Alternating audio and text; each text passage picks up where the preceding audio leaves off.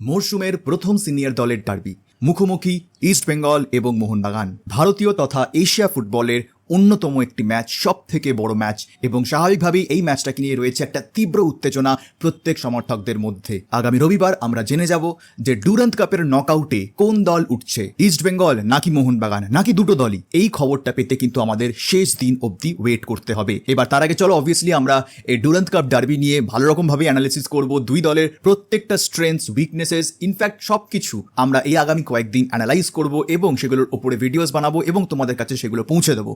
তো আজকে যেটা দিয়ে আমরা কিক অফ করব এই অ্যানালিসিস পর্ব, সেটা হচ্ছে মোহনবাগানের কিরকম স্টার্টিং 11 হতে পারে এই ম্যাচটায়। কারণ অনেক এই মুহূর্তে ইনজুরি কনসার্নস শোনা যাচ্ছে যে দলটার মধ্যে রয়েছে। তো সেই কারণে এক্স্যাক্টলি কি দল নিয়ে মোহনবাগান নামতে পারে এই ডুরান্ড ডার্বিতে, সেই নিয়ে কিন্তু সমর্থকদের মধ্যে একটা প্রশ্ন রয়েছে। তো আমি আজকের এই ভিডিওতে দুটো এরকম লাইন আপ নিয়ে আলোচনা করব, যেটা আমার মনে হয় যে প্রবাবল লাইন আপ হতে পারে মোহনবাগানের আগেনস্ট ইস্ট বেঙ্গল। এবং এই ডার্বি ঘিরে আমার মনে হয় একটা অবভিয়াসলি এক্সট্রা মোটিভেশন রয়েছে মোহনবাগান প্লেয়ার্সদের মধ্যে, ইভেন কি ফ্যান্সদের মধ্যেও, বিকজ সম্ভবত এই ম্যাচেই লাল হলুদ জার্সি গায়ে চাপিয়ে খেলতে পারেন আনওয়ার আলী। তবে আমি আমার মেইন ভিডিওতে যাওয়ার আগে একটা রিকোয়েস্ট করব প্রত্যেক সভ্য সমর্থকদের যারা মাঠে যাবেন সেদিন খেলা দেখতে, যে মাঠের লড়াই যেন মাঠেই থাকে। আমরা সকলেই জানি যে একটা সমর্থকদের মধ্যে আবেগের বিস্ফোরণ ঘটেছে, সেটা দুদিকের দু রকমের, যেই কারণে চান্সেস থেকে যায় যে মাঠের লড়াইটা তারা মাঠের বাইরে গিয়েও করে এবং সেখান থেকে মারপিট, রক্তপাত, কেউ হাসপাতালে ভর্তি হচ্ছেন। তো প্লিজ যেন এই সিনারিওসগুলো আমাদের দেখতে না হয় after the Durand cup derby match. সে যাই রেজাল্ট হোক না কেন, সে ইস্ট বেঙ্গল জিতুক কি মোহনবাগান জিতুক কি ম্যাচ ড্র হোক, যাই হয়ে যাক, এই লড়াই যেন মাঠের মধ্যেই থাকে, মাঠের বাইরে প্লিজ এটাকে নিয়ে যেও না। কারণ মানুষরা খেলা দেখতে আসেন এন্টারটেইন হওয়ার জন্য, এনজয় করার জন্য, উপভোগ করতে। ডার্বির একটা উত্তেজনা লোকেরা একটা এক্সপিরিয়েন্স হিসেবে নিতে আসে, সেই এক্সপিরিয়েন্সটা প্লিজ কেউ খারাপ করবেন না। অলরেডি এই বিভিন্ন অর্গানাইজার্সরা, সে ডুরান্ড বলো, এফএসডিএল বলো, সিএফএল বলো, সুপার কাপ বলো, যেখানেই যেই টুর্নামেন্টই হচ্ছে না কেন, এরা অলরেডি ডার্বির উত্তেজনাটাকে 100 থেকে নিচে নামিয়ে প্রায় 50% করে দিয়েছে। এত ডার্বি ফেলছে প্রত্যেক মাসে যে লোকেদের উত্তেজনাটাই থাকছে না ডার্বি নিয়ে, যে একটা ডার্বি একটা স্পেশাল ম্যাচ, সেই ম্যাচের ইউনিকনেসটাই হারিয়ে যাচ্ছে। একটা বড় ম্যাচের জন্য আগে আমাদের কতদিনের অপেক্ষা করতে হতো যে হ্যাঁ ভাই মোহনবাগান ইস্ট বেঙ্গল খেলবে, চল খেলা দেখে আসি। এখন তো এটা আমরা জেনেই গেছি যে প্রত্যেক মাসেই ডার্বি, এবং যত পরপর ডার্বি ম্যাচ আপনারা দেখবেন তত দেখবেন উত্তেজনাও কমে যাচ্ছে সমর্থকদের মধ্যে। তো সেই কারণে আমার মনে হয় যে এটা তো ফার্স্ট অফ অল নিজেরাই অর্গানাইজার্সরা ডার্বির যে ইউনিকনেসটা, ডার্বির যে স্পেশাল ব্যাপারটা, সেটাকে নষ্ট করে দিয়েছে। যতটুকু উত্তেজনা বেঁচে আছে এই সমর্থকদের জন্যই বেঁচে আছে। তো প্লিজ মাঠের বাইরে এরকম কোনো সিনারিও তৈরি করবেন না যে লোকের যতটুকু উত্তেজনা রয়েছে সেটাও যাতে না কমে যায়। প্লিজ, এটা আমার একটা ভীষণ বড় রিকোয়েস্ট প্রত্যেক সমর্থকদের কাছে। এবং ইনফ্যাক্ট আমি রিকোয়েস্ট তোমাদেরকে করব যে আমি যেটা তোমাদেরকে বলছি তোমরা এটাকে এগিয়ে আরো 5 জনকে বলো, যাতে তারা আবার এগিয়ে গিয়ে এটা আরো 5 জনকে বলতে পারে। সলমান খানের একটা ফিল্ম ছিল না, আমার এই মুহূর্তে নামটা মনে পড়ছে না, যে मैं 3 लोगों की मदद करूंगा तो आप 3 फिर से और 3 लोगों की मदद करना, फिर वो 3 और फिर 3 लोगों की मदद करेंगे। তো এই একটা রকম জিনিস ছিল, তো ওটাই আমিও চেষ্টা করছি করার, যদি কোনোভাবে এই ডার্বি ঘিরে যে নেগেটিভ উত্তেজনাটা রয়েছে সেটা যাতে কমানো যাক। তো এটাই আমার একমাত্র রিকোয়েস্ট। এবার সরাসরি চলে আসবো আমরা ভিডিওর টপিকে। তো দেখো, মোহনবাগান অলরেডি একটা ভীষণ সুন্দর স্টার্ট করেছে ডুরান্ড কাপে। প্রথম ম্যাচ তারা কোনোভাবে জিতেছিল, বাট সেটা তারা রিজার্ভ দল নামিয়েছিল। যেই মুহূর্তে তারা মেন দল নামিয়েছে, হ্যাঁ এয়ারফোর্স ভালো টিম নয়, এটা আমরা সকলেই জানি, বাট সেখানেও যে ফুটবলটা, যে ব্র্যান্ড অফ ফুটবল মোহনবাগান খেলেছে, সেটা দেখে সমর্থকরা কিন্তু ভীষণ স্যাটিসফাইড হয়েছেন। যে মলিনা যে স্টাইলটা ইমপ্লিমেন্ট করতে চাইছে মোহনবাগানে এসে, তার ঝলক যদি সেটা হয় একদম প্রথম ম্যাচে 10 দিনের প্র্যাকটিসে, তাহলে এই দলটা যত প্র্যাকটিস করবে তাদের খেলা আরো বেশি ফুটবে। এবং এটা আমরা আগেও আলোচনা করেছি যে মলিনা হয়তো এসে মোহনবাগানের ফরমেশন ব্রেক করবেন না। 3-5-2 মোহনবাগান খেলে, তো মোহনবাগানকে তিনি 3-5-2তেই খেলাবেন এবং তার মধ্যে নিজের কিছু ইমপ্লিমেন্টেশনস আনবেন।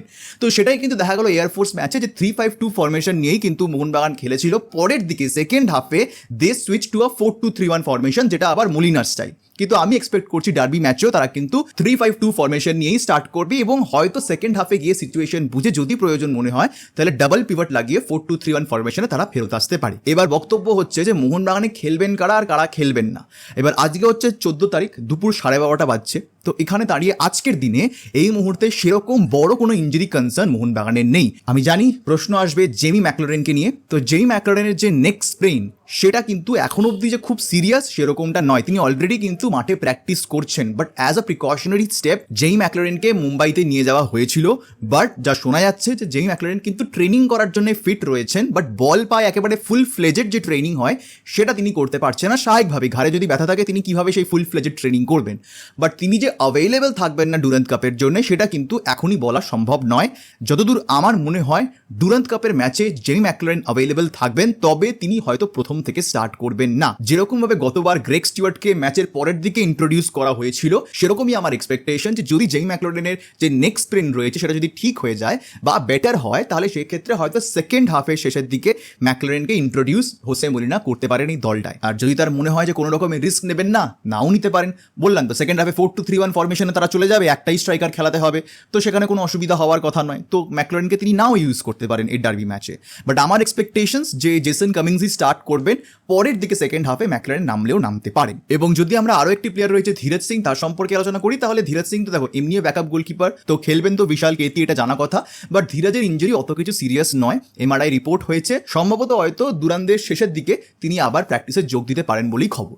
তো ইঞ্জুরি কনসার্ন সেরকম কিছু নেই। যদি এবার আমরা কথা বলি যে দলটায় খেলবেন কারা, এবার এখানে একটা বড় প্রেশারে থাকবেন Jose Molina, because last match যদি আমরা এয়ারফোর্স ম্যাচ দেখি, সাহাল এবং লিস্টন কোলাসো যে ফুটবলটা খেলেছেন গতবার, সেই খেলাটার পরে it's very hard to bench this two players. মানে সাহালকে তুমি কোন যুক্তিতে বসাবে? গ্রেগ স্টুয়ার্টকে খেলানোর জন্য একটা যুক্তি হতে পারে, বাট আই ডোন্ট থিঙ্ক যে শুধুমাত্র এটা একটা কারণ হতে পারে একটা ইন্ডিয়ান প্লেয়ারকে বেঞ্চ করার জন্য। স্পেশালি যে ফুটবলটা তিনি খেলেছেন গতবার, এত চান্সেস ক্রিয়েট করেছেন, I think most chances Sahal create করেছিল, তার উপরে এতগুলো অ্যাসিস্ট রয়েছে। তো আমার তো কোথাও একটা গিয়ে মনে হয় যে প্রবাবলি হয়তো সাহাল স্টার্ট করবেন ম্যাচটায় এবং লিস্টন কোলাসো স্টার্ট করবেন। আশিক কুরুনিয়ান এমনিও ইঞ্জুরি থেকে ফিরে আসছেন, তো আশিককে এক্ষুনি ইন্ট্রোডিউস করার কোনো কথা হচ্ছে না।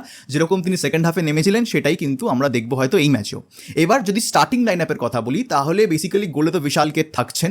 এবার এখানে যেটা আমি চেঞ্জ করেছি সেটা হচ্ছে যে I went with a 2 foreign centre back defence.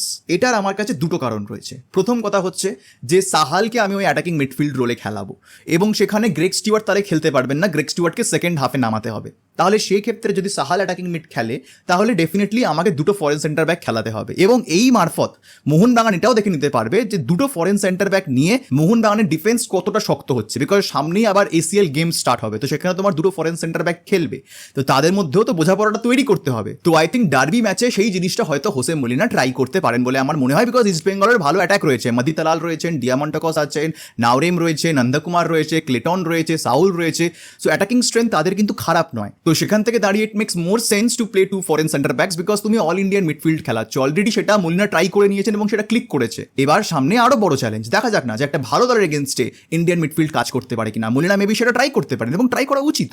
তো সেখান থেকে দাঁড়িয়ে সেই কারণে আমি অ্যালবার্তো আর টম অ্যালড্রেডকে সেন্টার ব্যাকে রেখেছি along with Subhasish Bose. Right wing ব্যাকে মানবীর সিং, লেফট উইং ব্যাকে লিস্টন কোলাসো, দুজন সিডিএম এবং অ্যাটাকিং মিড আমার মনে হয় will remain unchanged. Apuia, Abhishek Suryavanshi এবং Sahal Abdul Samad will be that all Indian midfield.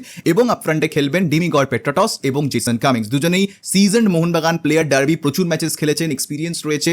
McLaren যেখানে সেকেন্ড হাফে নামতে পারেন, নাও নামতে পারেন, সেখান থেকে দাঁড়িয়ে আই থিঙ্ক পেট্রাটস এবং কামিংসের জুটি সামনে ফুল ফোটাতে পারে মোহনবাগানের জন্য। এবং এখানে আমি গ্রেগ স্টুয়ার্টকে কেন অফ দ্য বেঞ্চ নামাচ্ছি সেটা হচ্ছে জেমি ম্যাকলারেন নামবেন কি নামবেন না সেটার কোনো সিওরিটি এখন থেকে দেওয়া যাচ্ছে না, নামার চান্সটা বেশি, বাট নাও তো নামতে পারেন, রিস্ক হয়তো মলিনা নিলেন না। তাহলে সেই ক্ষেত্রে সেকেন্ড হাফে তো তোমাকে একটা এরকম প্লেয়ারকে নামাতে হবে যে গেম চেঞ্জার হতে পারে, এবং সেখানে দাঁড়িয়ে যদি একটা বিদেশি প্লে মেকার সেকেন্ড হাফে নামে, তাহলে সেটা কিন্তু আরো বড় মোটিভেশন দেবে এই মোহনবাগান দলকে ইন দ্য সেকেন্ড হাফ। তো আমার সেই কারণে মনে হয় যে Greg Stewart off the bench বেশি ইম্প্যাক্ট ফেলতে পারেন সেকেন্ড হাফে যদি আমরা অল ইন্ডিয়ান মিডফিল্ড খেলাই এবং যদি ম্যাকলারেন না নামেন। তো সেই কারণে আমি গ্রেগ স্টুয়ার্টকে বেঞ্চে রেখেছি এবং পেট্রাটস সাহালের ওপর থাকবে মেন খেলাটা তৈরি করার ভার। ডিফেন্সেও দেখে নেওয়া যাবে যে দুটো ফরেন সেন্টার ব্যাকের মধ্যে কিরকম বোঝাপড়া রয়েছে, কতটা স্ট্রং মোহনবাগানের ডিফেন্স হচ্ছে, সেটা কিন্তু এই ম্যাচ থেকে একটা আইডিয়া পাওয়া যাবে, বিকজ এয়ারফোর্স ম্যাচে কিন্তু মোহনবাগান ডিফেন্স সেরকমভাবে টেস্টেড হয়নি। সেই কারণে এই ম্যাচে দুটো foreign centre back could be an option for Jose Molina. এবার যদি তোমাদের মনে হয় যে না এটা কি দরকার গ্রেগ স্টুয়ার্টকে ফার্স্ট থেকে খেলাও, তাহলে সেটাও সম্ভব। তাহলে আমি সেটার জন্য আমার সেকেন্ড ফরমেশনটা রেখেছি সেম জিনিস, খালি সাহালের জায়গায় আমি গ্রেগ স্টুয়ার্টকে রেখেছি এবং অ্যালবার্তো রড্রিগেজের জায়গায় আমি রেখেছি দীপক টাংরিকে। এই হচ্ছে মেইন চেঞ্জ। এবার এখানে সেকেন্ড হাফে একটাই জিনিস, যে যদি ম্যাকলারেনকে হোসে মলিনা না নামান বা তিনি যদি পুরোপুরি ফিট না হন খেলার জন্য, তাহলে কিন্তু সেকেন্ড হাফে অ্যাটাকিং লাইন আপে কোনো বিদেশি নামানো সম্ভব হবে না। মোহনবাগানের একমাত্র বিদেশি যিনি থাকবেন তিনি হচ্ছেন অ্যালবার্তো রড্রিগেজ, তাকে হয়তো সেকেন্ড হাফে ইউজ করা যেতে পারে ইন কেস যদি মোহনবাগান লিড নিয়ে থাকে। এই একমাত্র ফরেনার চেঞ্জ তারা কিন্তু করতে পারে, বাট আমার কোথাও একটা গিয়ে মনে হচ্ছে যে এই লাইন আপের থেকে আমি যে প্রথম লাইন আপের সম্পর্কে আলোচনা করছিলাম সেটা হয়তো মোহনবাগানে বেশি ইম্প্যাক্ট দেবে, কারণ সেখান থেকে তুমি পরে সেকেন্ড হাফে থাপাকেও নামাতে পারো, তুমি আশিক কুরনিয়ানকে নামাবে, তুমি গ্রেগ স্টুয়ার্টকে নামাবে, তুমি ইনফ্যাক্ট চাইলে আশিস রায়কেও নামাতে পারো মনবীর সিং এর জায়গায়। তো অনেক বেশি অপশনস এবং পজিটিভ অপশনস মলিনার কাছে থাকবে তারা যদি ফার্স্ট ফরমেশনটা নিয়ে খেলায়। ইভেন কি ফার্স্ট ফরমেশনে আমরা চাইলে অভিষেকের জায়গায় থাপাকেও ইউজ করতে পারি, সেকেন্ড হাফে অভিষেক নামতে পারেন, সেটাও হতে পারে। সো ডিপেন্ড করছে যে কিরকম ভাবে মলিনা প্রিপেয়ার করছেন ম্যাচটার জন্য। তার যদি মনে হয় যে অল ইন্ডিয়ান মিডফিল্ড আমার আপুইয়া, থাপা এবং সাহালের হবে, সেটাও হতে পারে। আবার তার যদি মনে হয় যে আপুইয়া, অভিষেক এবং সাহালের হবে, সেটাও হতে পারে। এই একটা জিনিস নিয়ে হোসে মলিনা এক্সপেরিমেন্ট করলেও করতে পারেন। বাট আমার তো যা লাগছে এই first formation will be the ideal formation for Mohun Bagan against east Bengal in the Kolkata derby. অবশ্যই ভাবে তোমরা তোমাদের প্রেডিক্টেড লাইন আপ কিন্তু জানাতে একদম ভুলবে না। তোমাদের কি মনে হয় যে মোহনবাগান কি দল নিয়ে নামতে পারে সেটা কমেন্ট সেকশনে অবশ্যই জানিও। খুবই শীঘ্রই আরও ভিডিওস আসবে এই ডার্বি নিয়ে, সেটার জন্য কিন্তু অপেক্ষা করো। এখন পরপর 18 তারিখ অবধি কিন্তু ডার্বি রিলেটেড ভিডিওস আসারই সম্ভাবনা সব থেকে বেশি।